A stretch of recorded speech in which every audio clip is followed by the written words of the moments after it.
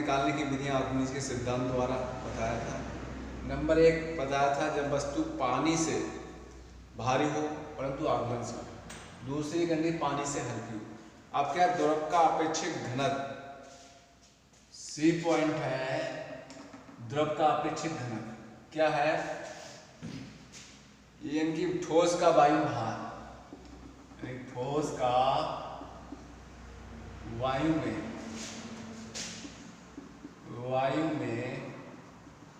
भार equal to W1 ग्राम। और काम दिया है ठोस का द्रव में भार। ठोस का अभी पानी में निकाला था, काम निकालना है द्रव में। ठोस का द्रव में भार W2 ग्राम। अभी हमने ठोस का पानी निकाला था और ठोस का काम निकालेंगे द्रव में। अब ठोस के भार में कमी, ठोस के भार में कमी जाएगी W1 माइनस W2 ग्राम। ठीक है। ठोस का द्रव में भार हो गया। अब निकालने ठोस का पानी में भार। ठोस का पानी में भार W3।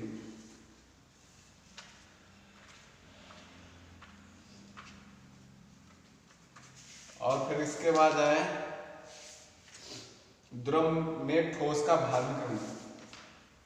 द्रव में ठोस के भार में कमी आ जाएगी W1 माइनस W3।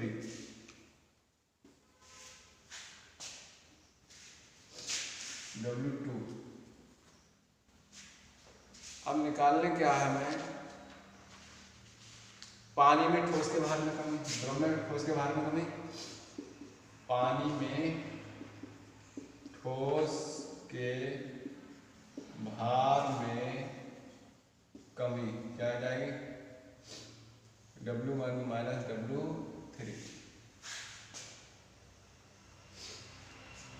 अब द्रव का अपेक्षित घनत्व क्या हो जाएगा? देखिए द्रव का अपेक्षित घनत्व,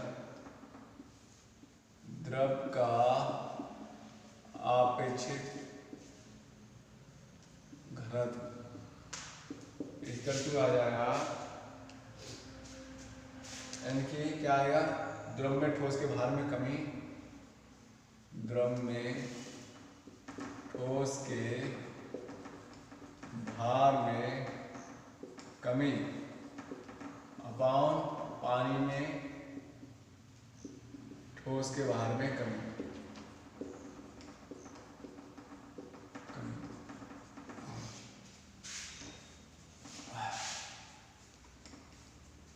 द्रव में कितनी थी? W1 minus W2। पानी में कितनी है? W1 minus W3। ये द्रव का अपेक्षित घनत्व निकल गया। अब गुणा होता है कमरे के ताप पर पानी का घनत्व। गुणा कमरे के ताप पर पानी का घनत्व। ठीक है, द्रव का अपेक्षित घनत्व। अब आ गया हम पानी से भारी तथा घुलनशील ठोस अपेक्षित घनत्व।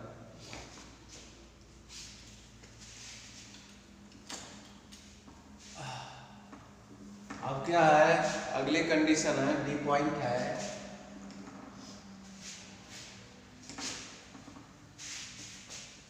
डी है पानी से भारी तथा घुलनशील ठोस। वो कैसा था? अघुलनशील था। अब क्या है? पानी से भारी तथा घुलनशील ठोस का अपेक्षित घनत्व। घुलनशील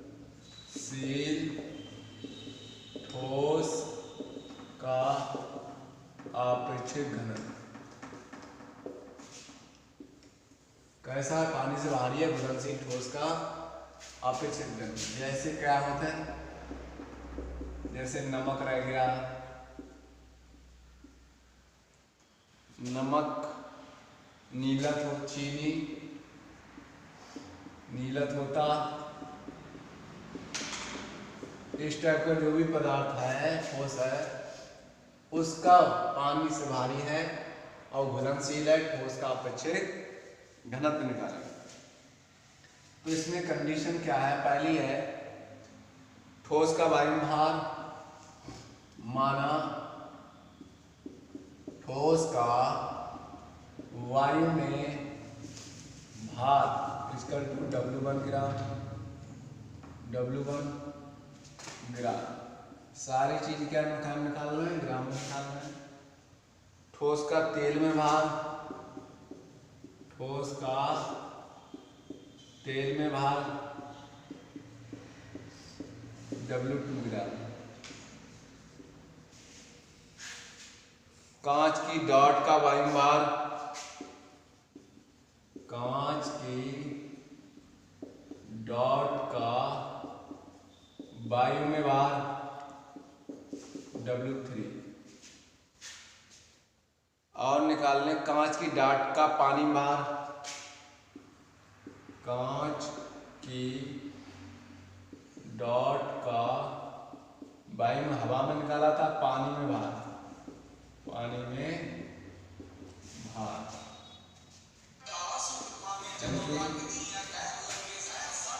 W4।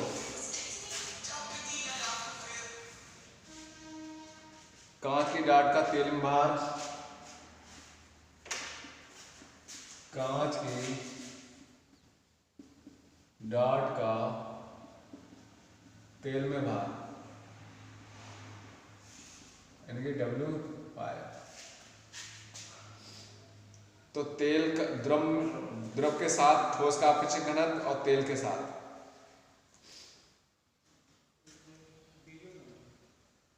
द्रव के सापेक्ष ठोस का अपेक्षित घनत्व। अब क्या है? द्रव के साथ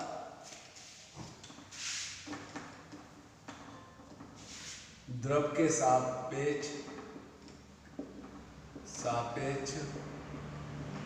ठोस का अपेक्षित घनत्व। इसका अर्थ क्या हो जाएगा?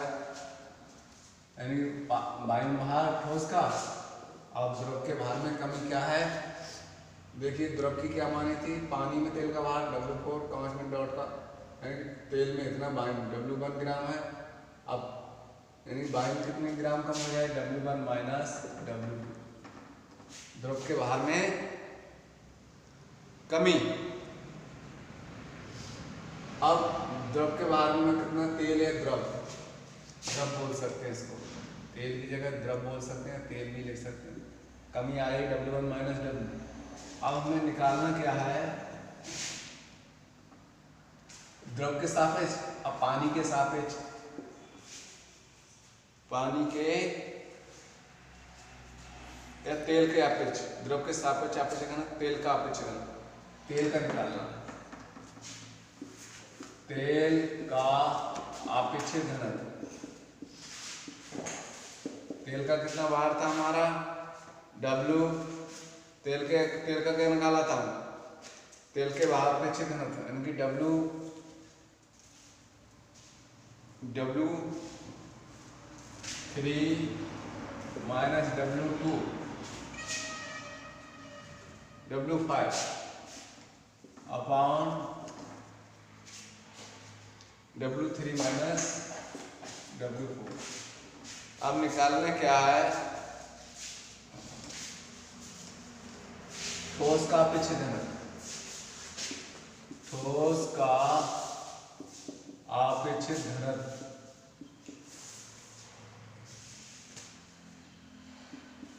क्या आ जाएगा?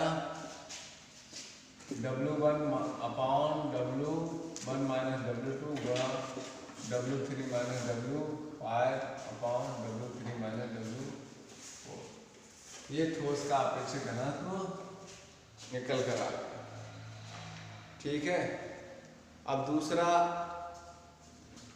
डेंसिटी ऑर्गेनिज्म के घनत्व निकालने की या हाइड्रोमीटर द्वारा भी निकालते हैं। शीघ्रता से अपचे घनत्व निकालने के लिए हम हाइड्रोमीटर का ही प्रयोग करते हैं। हाइड्रोमीटर का प्रयोग ये तैरने के सिद्धांत कार्य करती है। ठीक है। मैं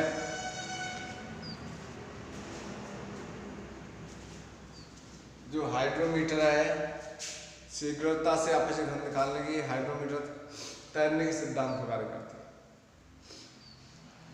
ये मैं आपको कल अगले वीडियो में बताऊंगा। ठीक है।